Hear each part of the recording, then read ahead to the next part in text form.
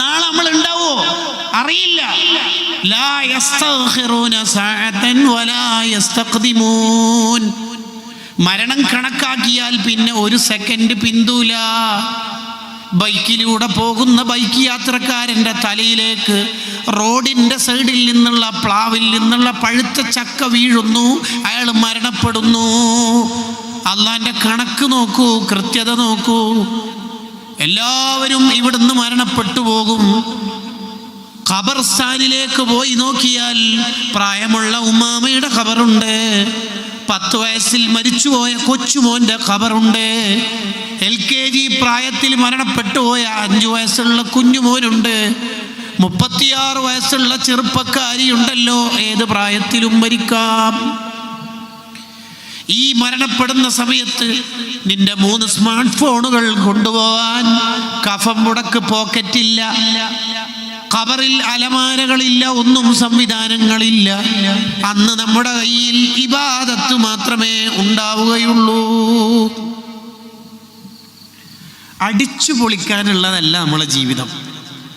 Campus അല്ലേ, കുട്ടികളല്ലേ, അത് പറ്റൂല. നേരത്തെ പറഞ്ഞത് ഇസ്ലാമിൻ്റെ റൂൾ അനുസരിച്ചിട്ട് കുട്ടികൾക്ക് സ്നേഹം കൊടുക്കാനാ. ലിബറലാവരുത്. എന്തേ നിങ്ങളെ അജയരെ ഷെഫീക്ക് എടുത്തോ, ഓന് മീറ്റിംഗ് 8:30 വരാന്ന് പറഞ്ഞിട്ട് ഓന് ടർഫിൽ പോയിന് മഹലറത്തുൽ ബദരിയക്കാറ്റ് പോയ പോലെ പറയും. ഉമ്മാക്ക് തന്നെ പ്രശ്നമില്ല, ഉപ്പാക്ക് പ്രശ്നമില്ല.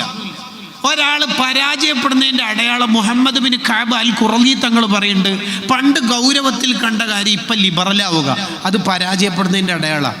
ഇശാ മഗ്‌രിബിൻ്റെ ഇടയിൽ കിച്ചണിൽ ഇറങ്ങാൻ തന്നെ പണ്ട് ഉമ്മാമ്മമാർ വിടൂല. എന്തേ?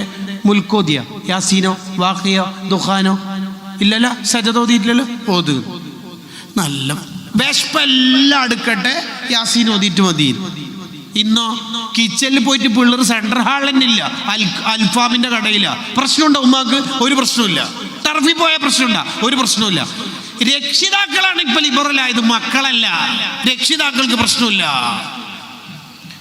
അതാ ഇമാം ഗസാലി റളിയല്ലാഹു അൻഹു പറഞ്ഞത്, അധിക രക്ഷിതാക്കൾ നരകത്തിൽ എത്തുന്നത് മക്കളെ കാര്യത്തിലാണ്.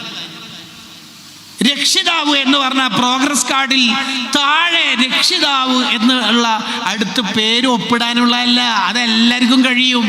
പിന്നെ ഏതാ രക്ഷിതാവ് എന്ന് പറയാ? ഖു അൻഫുസകും വഅഹ്ലീകും നാറ. നരകത്തിൽ നിന്ന് രക്ഷിക്കണം മക്കളെ. എൻ്റെ മക്കൾ നരകത്തിലേക്ക് പോകൂല. എൻ്റെ മുരീദാരും നരകത്തിലില്ലെന്ന് നരകത്തെ കാക്കും മലക്ക് പറഞ്ഞോ. രക്ഷിതാവിൻ്റെ ട്രാൻസ്ലേഷൻ.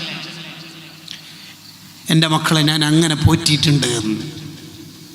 ഇതാ രക്ഷിതാവ് എന്ന് പറഞ്ഞാൽ. അതെങ്ങനെയാകുമ്പോൾ രക്ഷപ്പെടുത്തേണ്ടത്? അതിങ്ങനെ കൈമലർത്തല്ല വേണ്ട. ഉസ്താദേ ഡയലോഗ് എന്ത്? അടുക്കയാണെങ്കിൽ ഉക്കത്ത് വെക്കാം, കവുങ്ങായാൽ എവിടെ വെക്കാം. അങ്ങനെ ഡയലോഗ് കൊണ്ടൊന്നും രക്ഷപ്പെടാൻ പോകുന്നില്ല.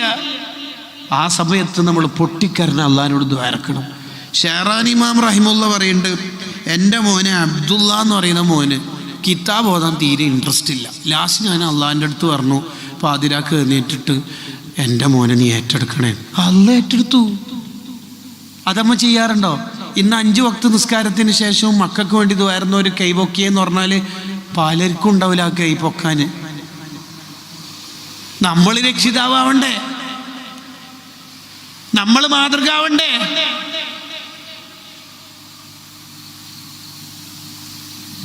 മക്കൾ നമ്മളെ കണ്ടിട്ടല്ലേ വളരുന്നത്.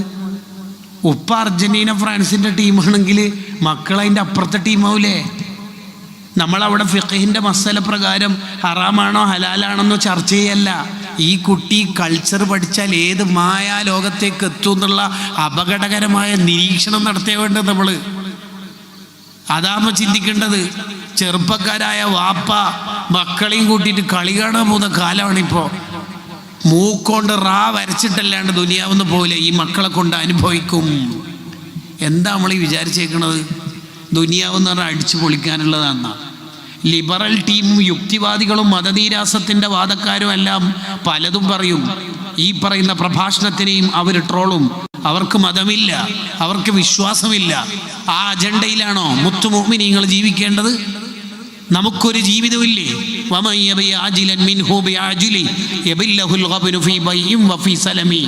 ദുനിയാവ് വിറ്റിട്ട് വാങ്ങേണ്ടതാണ് ആഖിറം എങ്കിൽ നിനക്ക് ദുനിയാവ് ആഖിറും ലാഭമായിരിക്കും. ദുനിയാവ് വാങ്ങിയിട്ട് ആഖിറങ്ങാനും വിറ്റാൽ രണ്ടും നഷ്ടമായിരിക്കും. അടിച്ചു പൊളിക്കാനുള്ളതല്ല സ്വർഗം എന്ന് പറഞ്ഞാൽ എന്താ? ഹുഫത്തിൽ ജന്നത്തു ബിൽ മകാരിഹ്. കുറച്ച് റിസ്ക് ഒക്കെ സഹിച്ചാൽ കിട്ടുന്നതാണ് സ്വർഗം. സയ്യിദുനാ റസൂലുള്ളാഹി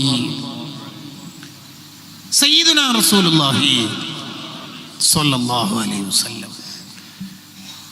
മാതാപിതാക്കൾ നല്ല മാതൃക ആവണം. ഞാൻ വെറുതെ നിങ്ങളോട് ചോദിക്കുകയാണ്, ഉത്തരം പറയേണ്ട. ഉത്തരം പറഞ്ഞാൽ ചിലപ്പോൾ നമ്മൾ തമ്മിൽ തെറ്റാൻ സാധ്യതയുണ്ട്. ചോദ്യം ഇങ്ങനെയാണ്: രക്ഷിതാവായ ഉമ്മ ഉപ്പ നമ്മളെ മക്കൾ കൂടുതലായിട്ട് കാണുന്നത് ഖുർആൻ ഓതുന്നതായിട്ടാണോ ഫോൺ ഉപയോഗിക്കുന്നതായിട്ടാണോ? ഈ കാലത്ത് പിന്നെ അല്ലേ? ഓക്കെ, അത്രയേ ഉള്ളൂ. He will be there. നമ്മൾ എന്താണോ അവൻ അതായി അവിടെ ഉണ്ടാവും. അബൂ യസീദുൽ ബിസ്താമി റളിയല്ലാഹു അൻഹു 10 വയസ്സിന് മുന്നേ തഹജ്ജുദ് നിസ്കാരം തുടങ്ങിയ ആളാണ്. പാതിരാത്രിക്ക് ഉപ്പ എഴുന്നേൽക്കുന്ന കണ്ടിട്ടാണ് ഇത് തുടങ്ങിയത്. സഹ്ൽ ബിൻ അബ്ദുല്ലാഹി തുസ്തരി റളിയല്ലാഹു അൻഹു 10 വയസ്സിന് മുമ്പ് തഹജ്ജുദ് തുടങ്ങിയ ആളാണ്. അമ്മാവൻ കാർണോർ എന്നാണ് ഇവിടെ പറയല്, അമ്മാവൻ അവരെ എഴുന്നേൽക്കുന്ന കണ്ടിട്ട് തുടങ്ങിയതാണ്. നമ്മളെ നാട്ടിലെ അമ്മാവന്മാർ എന്ന് പറഞ്ഞാൽ നേരിട്ട് അഥവാ ഫോണിലൂടെ മാത്രം പറഞ്ഞ് നേരിട്ട് കല്യാണം പറയാത്തതുകൊണ്ട് വരാത്ത മഹാൻ. ആ മഹാനെ കണ്ടിട്ട് മരുമക്കൾ എന്താ പഠിക്കേണ്ടത്? നമ്മളിൽ നിന്ന് മക്കൾ പഠിക്കണം, ഹൈറ് പഠിക്കണം. പഴയ ആൾക്കാരുണ്ടല്ലേ ഈ കുട്ടികളെയും കൂട്ടിയിട്ട് സ്വതക്കാലം കൊടുപ്പിക്കുന്നത്, നാളത്തെ നന്മ പഠിക്കാൻ വേണ്ടിയിട്ടാണ്. അതാ വേണ്ടത്. ഞാൻ എൻ്റെ സംസാരം അവസാനിപ്പിക്കുന്നു. നമ്മുടെ ആയുഷ്കാലം അവസാനിക്കുമ്പോൾ എണ്ണമറ്റ ഹൈറാത്തുകൾ ഉണ്ടാവണം. സുൽത്താനുൽ ഉസ്താദ് അള്ളാഹു ആഫിയത്തുള്ള ദീർഘായുസ് നൽകുമാറാവട്ടെ. ആ പുരുഷായുസ് കാലത്ത് എന്തെല്ലാം ചെയ്തു തീർത്തു. നമ്മുടെ ഉസ്താദുമാരെന്തെല്ലാം ചെയ്തു തീർത്തു. നൂറുൽ ഉലമ എം.എ. ഉസ്താദ് സമയം കളയാതെ ജീവിച്ചു. ജാമിയ സഅദിയെ കെട്ടിപ്പൊക്കി പ്രസ്ഥാനത്തിൻ്റെ നെടുംതൂണായി. നമ്മുടെ പ്രാസ്ഥാനിക ലോകത്തിൻ്റെ ചിന്താ മണ്ഡലത്തിൽ ഏറ്റവും കൂടുതൽ സംഭാവനകൾ നൽകി. രാജാവായിട്ട് ജാമിയ സഅദിയുടെ മുറ്റത്ത് കിടക്കുന്നു. മൽഹറിൻ്റെ മുറ്റത്ത് ഖലീൽ തങ്ങൾ, ബദർ സാദാത്ത് ഖലീൽ തങ്ങളുടെ ജ്യേഷ്ഠൻ മഹാനായ ഉമറുൽ ഫാറൂഖ് തങ്ങൾ മൽഹർ എന്ന സ്ഥാപനത്തിൻ്റെ മുറ്റത്ത്, മുഹിമ്മാത്തിൻ്റെ മുറ്റത്ത് അഹ്ദൽ തങ്ങൾ, ത്വാഹിറുൽ അഹ്ദൽ തങ്ങൾ, കൻസുൽ ഉലമ ഉസ്താദ് അൽ മഖറിൻ്റെ മുറ്റത്ത്, ജാമിയ സഅദിയൻ്റെ മുറ്റത്ത് മഹാനായ എം.എ. ഉസ്താദ്, ഇവരുടെ എല്ലാം ലീഡറായ താജുൽ ഉലമ കടക്കുന്നു.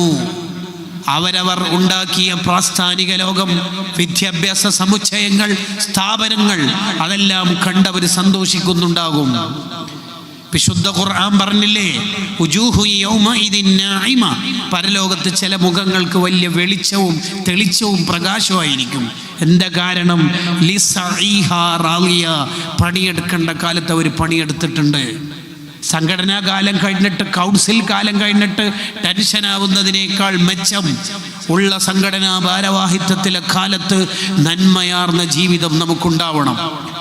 ആയുഷ്കാലത്ത് ധാരാളം ഇബാദത്തുണ്ടാവണം.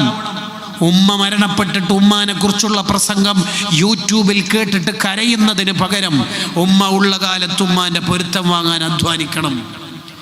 മരണത്തിൻ്റെ അന്ന് ലൗലാ അഖർതനി ഇലാ അജലിൻ ഖരീബ്, 2 ദിവസം കൂടി കിട്ടിയിരുന്നെങ്കിൽ എന്ന് ടെൻഷനാവുന്നതിൻ്റെ പകരം ഉള്ള കാലത്ത് അല്ലാഹുക്ക് ഇബാദത്ത് ചെയ്ത് ജീവിക്കണം. പിന്നീട് നന്നാവാമെന്ന ചിന്ത ശരിയല്ല. അങ്ങനെയല്ല നമ്മൾ ജീവിക്കേണ്ടത്. ജീവിതത്തിൽ അത്ര കണ്ടൊന്നും ചിരിക്കാത്ത, നരകം പേടിച്ച് ജീവിച്ച അബ്ദുല്ലാഹ് ഇബ്നു മുബാറക് റളിയല്ലാഹു അൻഹു വഫാത്തിൻ്റെ സമയത്ത് ചിരിക്കുന്നുണ്ട്. ജാമിഉ കറാമത്തിൽ ഔലിയായിൽ കാണാം. ആ ചിരിക്കുന്ന കണ്ടപ്പോൾ ആൾക്കാർ ചോദിച്ചു, എന്താ ചിരിക്കണത്? സൂറത്തു സ്വാഫാത്തിൽ ആയത്തോതി, ലിമിസ്ലി ഹാദാ ഫല്യഅമലിൽ ആമിലൂൻ. പണിയെടുക്കേണ്ട കാലത്ത് പണിയെടുത്താൽ, ചിരിക്കേണ്ട കാലത്ത് ചിരിക്കാം. അല്ലാ, നീ നമുക്ക് തൗഫീഖ് ചെയ്യണേ റഹ്മാനെ. ഞാൻ ഒറ്റൊരാശയം പറഞ്ഞ് അവസാനിപ്പിക്കാം. പിന്നീട് നന്നാവാം എന്ന് ചിന്തിക്കുന്നതിൻ്റെ ഒരു അബദ്ധം പറയാം. മക്കത്ത് ആഷ എന്ന് പേരുള്ള ഒരാളുണ്ടായിരുന്നു. അയാൾ മദീനത്ത് പോയിട്ട് ഇസ്ലാം സ്വീകരിച്ച് നന്നാവണം എന്ന് വിചാരിച്ച് പോകുമ്പോൾ ശത്രുക്കൾ പിടിച്ചു. എന്നിട്ട് അയാളോട് പറഞ്ഞു, എവിടെ പോവാ? ഇസ്ലാം സ്വീകരിക്കുക, നന്നാവണം, കുറേ തെറ്റുകുറ്റങ്ങളിലായിട്ട്. അവിടെ പോയാൽ ഒറ്റ ആളെ മാത്രമേ ആരാധിക്കാൻ പറ്റുള്ളൂ, ബഹുവൊന്നും പറ്റൂല, ബഹുദൈവമൊന്നും പറ്റൂല, അതന്നെയല്ലേ അതിൻ്റെ ശരി എന്നൊക്കെ പറഞ്ഞു. ഇയാളെങ്ങനെ പറ്റിക്കാൻ കഴിയുന്നില്ല എന്നുണ്ടോ പറഞ്ഞു, ഇസ്ലാം സ്വീകരിച്ച വ്യഭിചാരം നിഷിദ്ധാട്ടോ, വ്യഭിചാരം അന്യ പെണ്ണിൻ്റെ അടുത്ത് പോകാൻ പാടില്ല എന്ന് പറഞ്ഞു. അത് ഇസ്ലാം പറഞ്ഞിട്ടില്ലെങ്കിലും പോകാൻ പാടില്ല, അല്ലാതെ വേറെ ഏതോ പെണ്ണിൻ്റെ അടുത്ത് നമ്മൾ പോയി വേറെ.